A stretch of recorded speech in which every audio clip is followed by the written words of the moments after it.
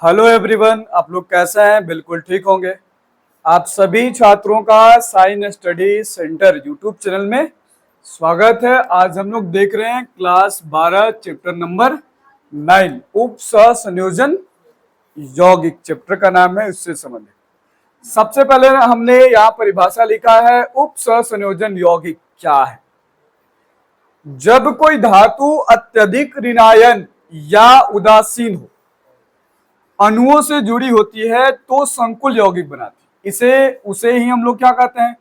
उप सहसंयोजन यौगिक कहते हैं। जब कोई धातु अत्यधिक ऋणायन हो या फिर उदासीन हो, उनके अणुओं के द्वारा जो बनने वाला यौगिक है, उन यौगिकों को हम लोग क्या कहते हैं?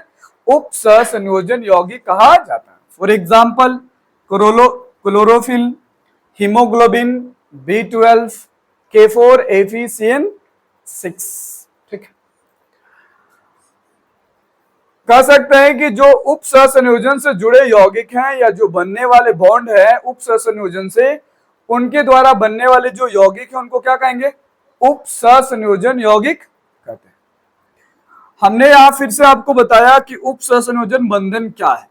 जब दो परमाणुओं के मध्य ई युग्म का आदान प्रदान होता है तथा दोनों परमाणुओं के द्वारा इलेक्ट्रॉन युग्म का साझेदारी होता है, तो उसके द्वारा बने बंध को क्या कहते हैं? उप सहसंयोजन बंधन कहते हैं। फॉर एग्जाम्पल, अब जरा ध्यान दीजिए, यहाँ NH3 है और यहाँ क्या है? BF3 है। ये दोनों अलग अलग यौगिक है, लेकिन इन दोनों यौगिकों को आपस में जोड़ना है। क्या करना है? जोड़ना है, एक नए यौगिक का निर्माण करना है, और वो एक नए यौगिक का नाम क्या होगा? उप सहसंयोजन यौगिक। अब हम जानते हैं कि जो इलेक्ट्रॉन है उसके बाहर ऑर्बिट में कितने इलेक्ट्रॉन? 5 इलेक्ट्रॉन होते हैं। कितने? 5। तो एक इलेक्ट्रॉन एक हाइड्रोजन के साथ, दूसरा इलेक्ट्रॉन दूसरे हाइड्रोजन के साथ, और तीसरा इलेक्ट्रॉन तीसरे हाइड्रोजन के साथ क्या हो गया? जुड़ गया। बचा कितना? 2 इलेक्ट्रॉन। आपको याद होगा कि जब 2 इलेक्ट्रॉन बचते हैं, इन इलेक्ट्रॉन को हम लोग क्या कहते हैं? एकांकी। क्या कहते हैं? एकांकी इलेक्ट्रॉन युग्म कहते हैं। क्या कहते हैं? एकांकी इलेक्ट्रॉन युग्म कहते हैं। अब ये जो युग्म है, यहाँ नाइट्रोजन में 2 बचे हैं, जबकि यहाँ जो बेरिलियम है बी है। यहाँ पे एक फ्लोरीन के साथ और एक दूसरा फ्लोरीन के साथ और तीसरे फ्लोरीन के साथ। इस बी के साथ कोई भी इलेक्ट्रॉन एक्स्ट्रा नहीं है। तब ये क्या करेगा? जो नाइट्रोजन के इलेक्ट्रॉन युग्म है, एक इलेक्ट्रॉन इसे क्या करेगा? प्रदान करेगा आपस में, और साझेदारी करके क्या बनाएगा? एक बॉन्ड बनाएगा। तो यहां जो बॉन्ड आपको दिख रहा है, ये जो बॉन्ड है वो कौन सा बॉन्ड है? सहसंयोजन बॉन्ड है। कौन सा बॉन्ड है? उप सहसंयोजन बॉन्ड है। उप सहसंयोजन बॉन्ड है। अब ध्यान रखिए कि जो सहसंयोजन बॉन्ड है और उप सहसंयोजन बॉन्ड है, उसमें क्या अंतर है। देखिए, जैसे अगर हम बात करें H2O की बात करें, किसकी बात करें? H2O। तो ऑक्सीजन के बाहर ऑर्बिट में कितने इलेक्ट्रॉन होते हैं? 6 इलेक्ट्रॉन होते हैं। तो 2 2 4 और 2 कितने हो गए? 6 हो गए। हाइड्रोजन के बाहर ऑर्बिट में कितने इलेक्ट्रॉन? 1 इलेक्ट्रॉन होता है।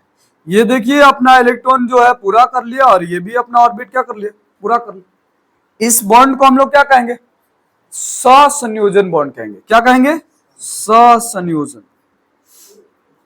सहसंयोजन बॉन्ड कहते हैं या बंधन।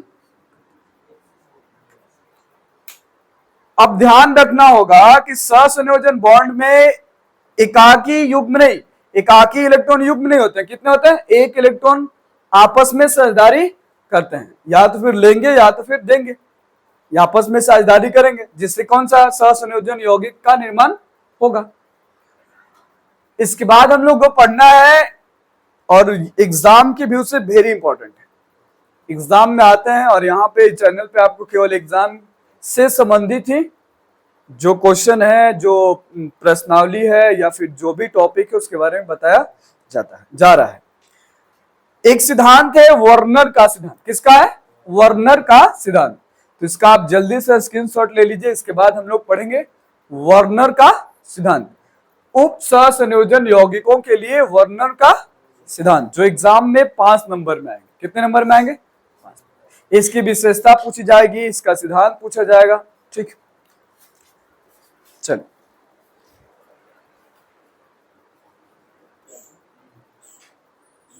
आइए अब हम लोग देखते हैं उप सहसंयोजन यौगिकों का वर्नर सिद्धांत। देखिए, जो भी सिद्धांत होते हैं किसी न किसी वैज्ञानिकों के द्वारा दिए जाते हैं। ठीक, यहां भी कहा जा रहा है कि एक वैज्ञानिक है जिन्होंने 1898 ईस्वी, कब, 1898 ईस्वी में अल्फ्रेड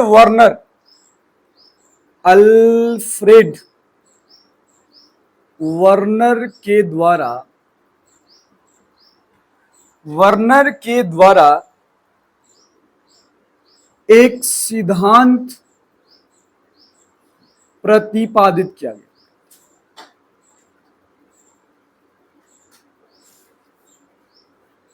एक सिद्धांत प्रतिपादित किया गया जो उप सहसंयोजन यौगिकों पर क्या था, आधारित, जिसे वर्नर का सिद्धांत कहते हैं।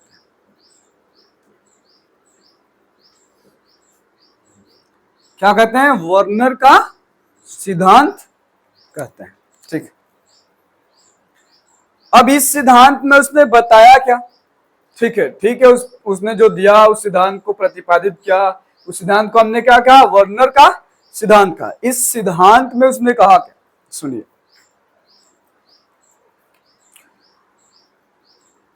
सिद्धांत यहां लिख लीजिए, सिद्धांत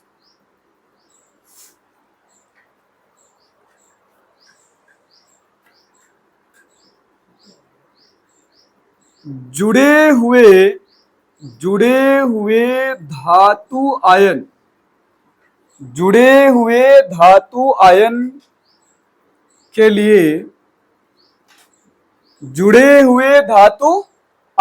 के लिए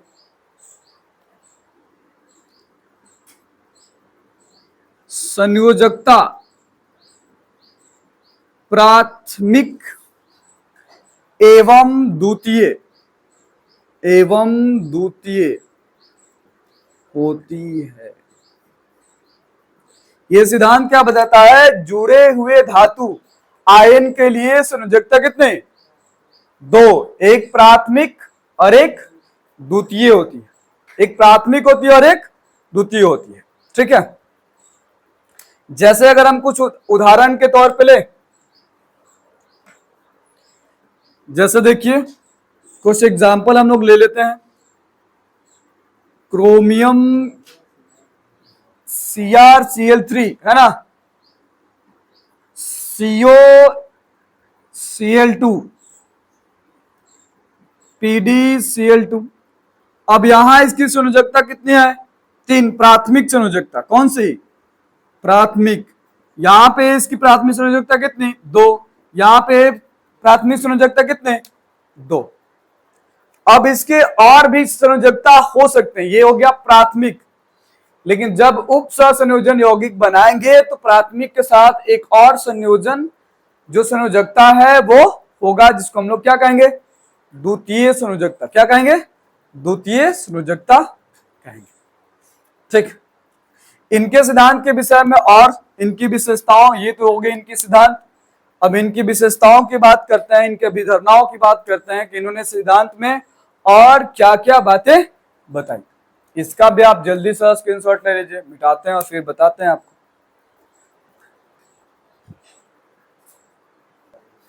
चलिए अब हम लोग देखते हैं वर्नर सिद्धांत की अभिधारणाएं। इनके सिद्धांत में कौन कौन सी अभिधारणाएं थी वो समझिए। सबसे पहला इन्होंने क्या कहा, इन्होंने कहा कि जो उप सहसंयोजन यौगिक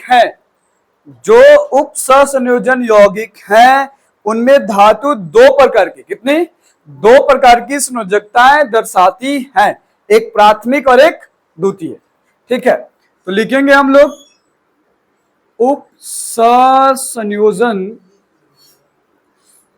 उपसंयोजन यौगिकों में धातुएं दो प्रकार की संयोजकताएं दर्शाती हैं। क्या करती हैं? दर्शाती हैं। पहला प्राथमिक संयोजकता, जबकि दूसरा है द्वितीयक संयोजकता। ठीक है, एक है प्राथमिक संयोजकता, दूसरा है द्वितीयक संयोजकता। अब हम लोग देखते हैं ये प्राथमिक संयोजकता के बारे में क्या बता रहा है। ठीक है, प्राथमिक जो संयोजकता है इसके विषय में आपको क्या बता रहा है। प्राथमिक संयोजकता, ठीक है, कह रहा है कि धातु आयन धनावेशित होता है तो धातु धनावेशित होता है तो, ठीक है, क्या होता है? धनावेशित होता है तो वह प्राथमिक संयोजकता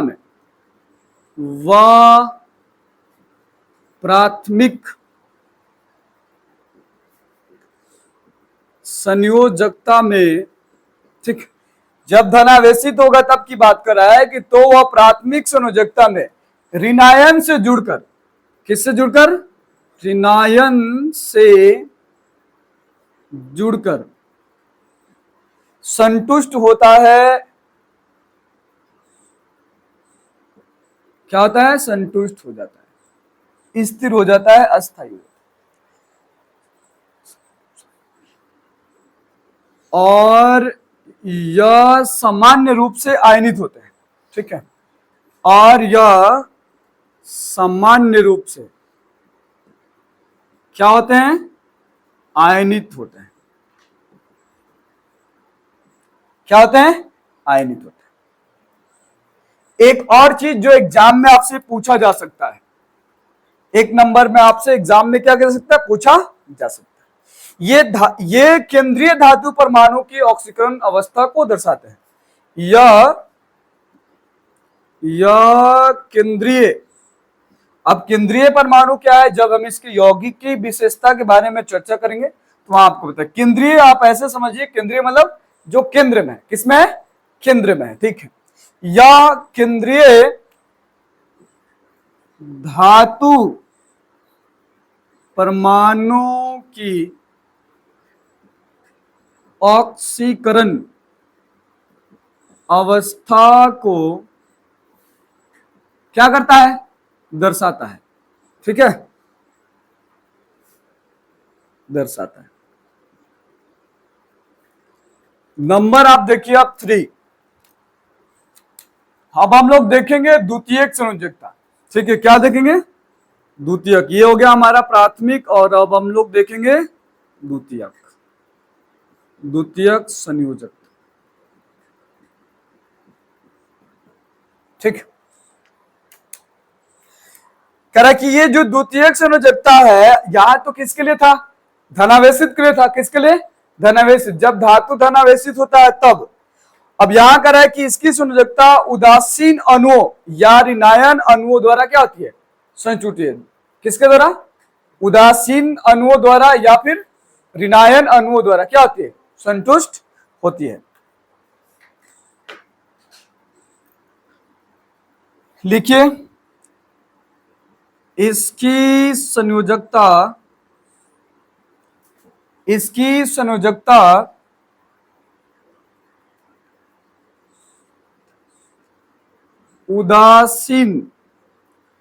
उदासीन अणुओं या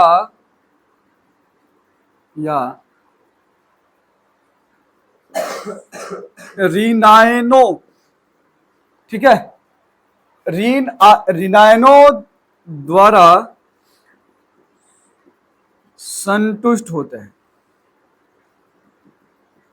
क्या होते हैं? ऋणायनों द्वारा संतुष्ट होते हैं। यह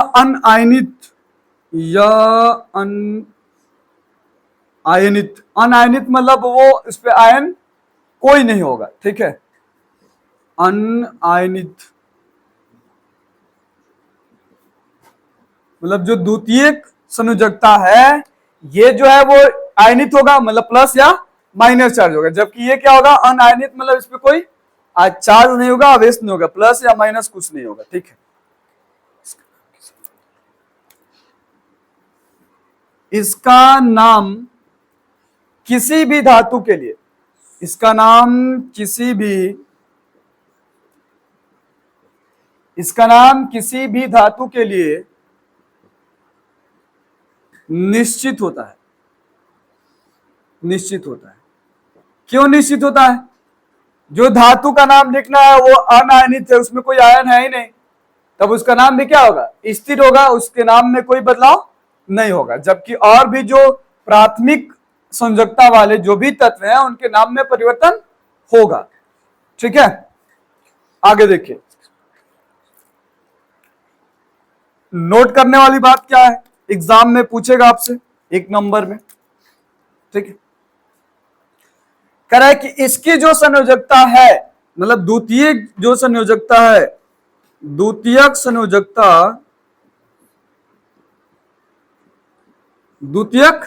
संयोजकता उप सहसंयोजन संख्या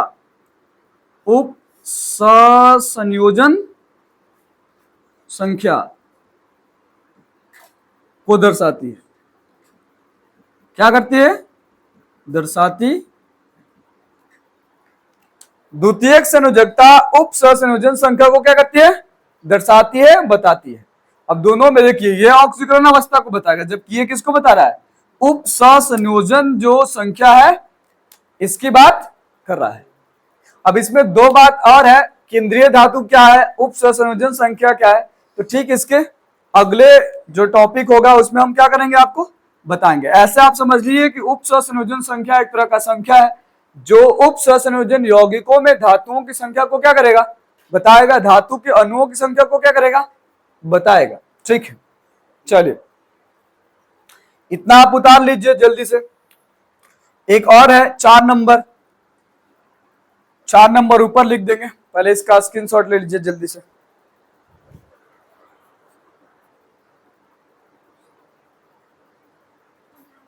चलिए अब हम लोग देखते हैं वार्नर सिद्धांत की अभिधारणाओं का चौथा। ऐसे हमने 3 देख लिया, 4 देखते हैं। 4 नंबर क्या बता रहा है? कह रहा है कि धातु से ठीक, जो भी धातु है, धातु से द्वितीयक संयोजकता से संबंधित है। धातु से कौन सा? द्वितीयक संयोजकता, ठीक है, से संबंधित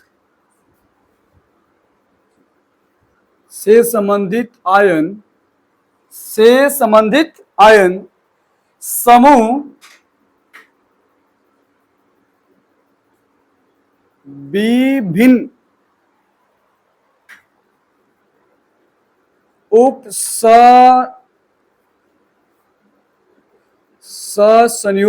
सहसंयोजन संख्या, ठीक है, के अनुरूप दिक् स्थान में विशिष्ट रूप से व्यवस्थित होते हैं।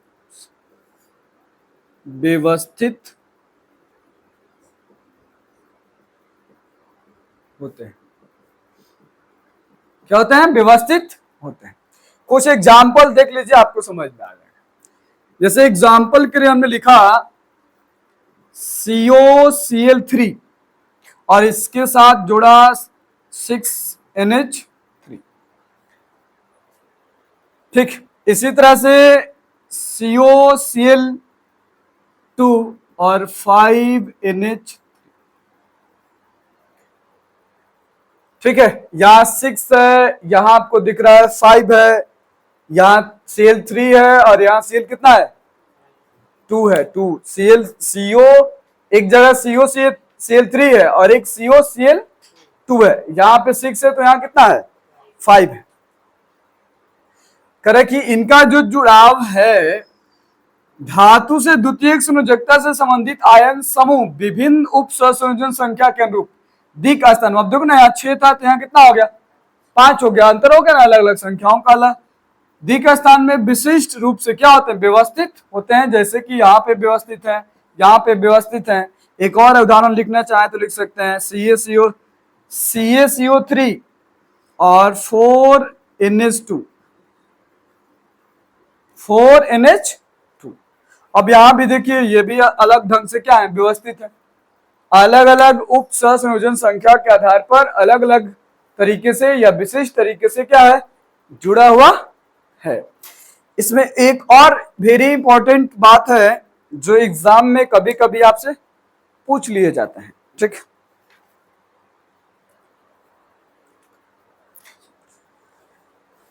वर्नर ने क्या बताया, देखिए एक और टॉपिक, मतलब इसमें छोटा सा, वर्नर ने, जो वैज्ञानिक थे, वर्नर ने धातु आयन से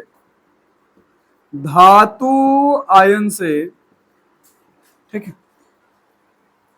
सीधे जुड़े समूहों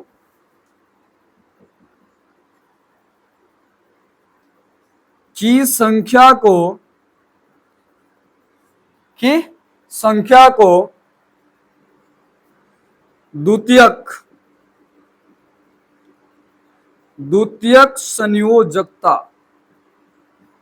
द्वितीयक संयोजकता नाम दिया।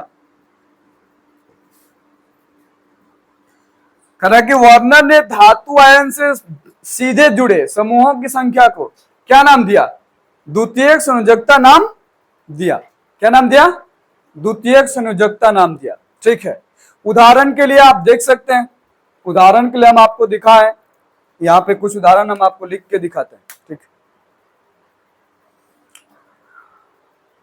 देखिए जैसे एक उदाहरण हमने लिखा यहाँ पे PdCl2